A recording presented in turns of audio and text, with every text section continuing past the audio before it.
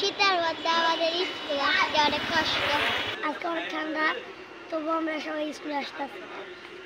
ধন্যবাদ আপনাকে আমাকে সময় দেওয়ার জন্য। আমি এখন অবস্থান করছি কুড়িগ্রামের রৌমারী উপজেলার মাঠের ভিটা টু দাঁতভাঙ্গা রোডে। আপনি নিশ্চয়ই দেখতে পাচ্ছেন গত 4 দিনের ব্যবধানে কিন্তু আবারও তাপমাত্রা নিচে নেমে এসে যার প্রভাবে কিন্তু কুড়িগ্রামের রৌমারী উপজেলা কিন্তু আজ সকাল থেকে কিন্তু বৃষ্টির মতো কুয়াশা পড়তে শুরু করেছে। আপনি যদি একটু লক্ষ্য করবেন কনকনে ঠান্ডা আর হিমেল বাতাস কিন্তু বইতে শুরু করেছে এই উপজেলা। এর পাশাপাশি কিন্তু এই হিমেল বাতাসে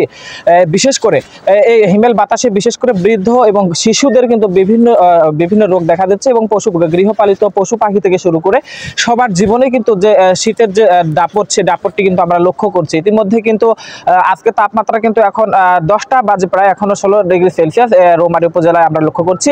এর পাশাপাশি কিন্তু এখানে যে শীতের প্রভাবে বিশেষ করে যারা কর্মজীবী মানুষ, যারা তৃণমূল নিম্ন আয়ের মানুষ, তাদের জন্য কিন্তু অনেক হিমশিম এবং হুমকির মুখে তারা দাঁড়িয়েছেন। মোটামুটি কুড়িগ্রামের রৌমারী থেকে এখন পর্যন্ত থাকা আমার কাছে এখানকার সর্বশেষ।